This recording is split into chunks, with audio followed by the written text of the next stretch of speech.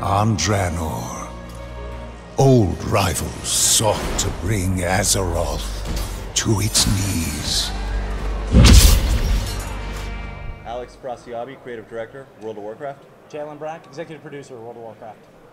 Legion takes us to the Broken Isles. Was an ancient Night Elf civilization. It was actually called Suramar. The whole area was Suramar. This was a sister city to Zinijari, which is where the Palace of Azshara was, where the War of Eternity, where the Ancients actually took place.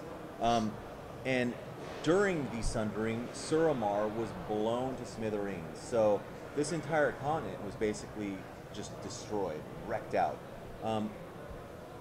What has happened in the last 10,000 years is what has been built over kind of the bones, as I was saying yesterday, over the bones of this once great empire. When we get here, Gul'dan has started the invasion, the Burning Legion invasion through the Tomb of Sargeras. So he's actually managed to activate the tomb and make it into a gateway from Legion worlds into our world. So now the Burning Legion is invading in the most massive invasion ever, and we are currently in the midst of it. So one of the things we feel like was really successful with Warlords of Draenor was, giving people a little bit of time to level up, do some of the in-game content that we had before we actually started people on the race to do the raid upgrades. I'm not saying we'll do it exactly that way before, but we do think that was pretty successful. I'm really excited every time we get to introduce a new class. It doesn't happen very often in the Warcraft universe. Yep. This is actually the second hero class that we've ever released. And what a hero class means is that it does not start at level 1. And so it'll be starting at some higher level. We're really excited for people to kind of have that experience. It also gives us a really neat starting point, and the Demon Hunter starting point is as one of the Illidari, as one of the disciples of Illidan, and so actually all new Demon Hunters are going to start 10 years ago, actually in the Black Temple, working for Illidan, and then kind of see the events unfold from that point. So that's a pretty exciting experience. Yeah, I mean, as we were developing this expansion, this is one of those kind of anchor points for us in terms of, look, we're building this expansion. We've wanted to build an expansion with the Legion for a long time. The timing hasn't been right in terms of how expansions come, and this is it. Is there a better place? Is there a more epic class than the Demon Hunter for an expansion called Legion? And the answer is no. I mean, this is it. This is where they belong.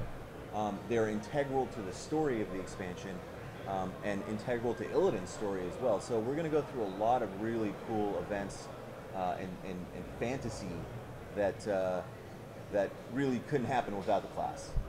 Well, the Demon Hunter has two specs, right? A tank spec and a DPS spec.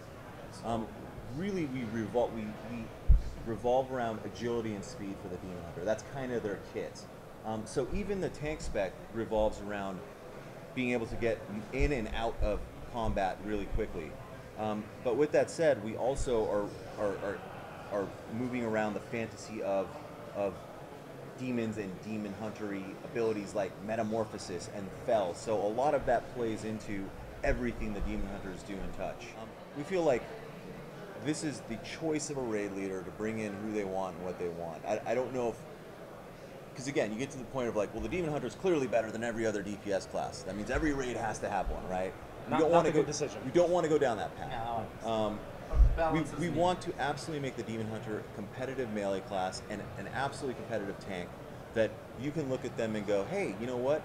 You can totally tank this mythic raid boss without any issue, or come into this raid or dungeon or whatever it is and be able to stand shoulder to shoulder with every other class that can do the same role or whatever it might be. And that's what we really want to focus on. With that said, if you're a player that likes the agile, fast, mobile class archetype, Demon Hunter's for you. If you want to be able to get to your target, and if you want to be able to get out of damage or whatever it is, danger really quickly, Demon Hunter's for you. We don't necessarily want to make threat the central focus of your play experience. We've been there. It causes a whole lot of issues for us. One of the things we're trying to move away from is tanks are complicated classes. And you get into this point where you get into rotations or your micro, where not only do you have to keep up the micro of any as well as any DPS class, but you also have to keep in mind your rotation or micro for your defensive abilities and cooldowns. And we really don't think that also adding, and I have to worry about all of this crazy threat generation and my abilities doing this and this, because it just ends up with this class that is super, super complex and super difficult to play, and that's really not what we want out of the Demon Hunter. I think what we really want to focus on is a visceral, fun class. So when you get in there and you play the Demon Hunter, you read the description and you understand the lore of them, that it matches up to what in your head that fantasy expectation is. Like, oh, well, they're telling me this is a agile, mobile class that is able to get in and out of dangerous situations quickly and metamorphosize into these powerful, crazy demons. And when you get in, we don't necessarily want you to think about like, oh, I got these crazy rotations to deal with, but that when I'm pressing these buttons or moving around the battlefield, that it feels exactly how I imagined it to feel, right? That's the first step of this, that it's a fun, badass class. Tom stated yesterday, we've got a whole new honor system coming in, and with that, a whole lot of changes to the way PvP works. And I think, at least for me, one of the core underlying aspects of the system and why I think it's so damn cool is it allows us to do something that we've wanted to do for a really long time, which is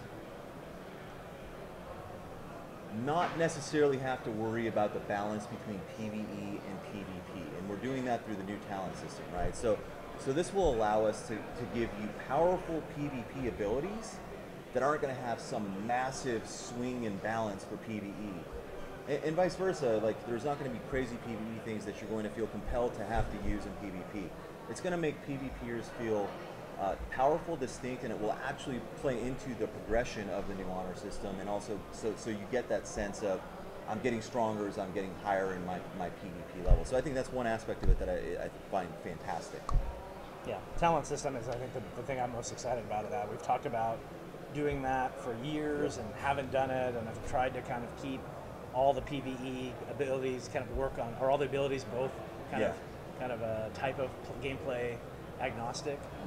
This is actually a departure from that. We're actually saying no, we are going to make specific abilities that are just for PvP, and you can choose to engage in that system. You can choose to get those abilities or be happy and not do that.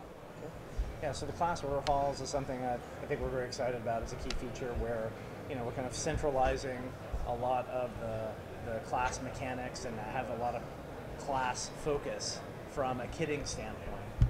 So you're going to have your special place for you as a paladin or you as a warrior to kind of assemble. That's where you'll do a lot of your artifact unlocks. That's where you'll kind of complete a lot of your artifact quests, do a lot of work with your artifact, artifact customization. That's also where you interact with your champions. The idea that you've obtained this massive weapon of great power, this artifact of great importance, and now you're the leader of this small band of champions that is going to help you throughout the course of the expansion. Happy Gamescom! Bye.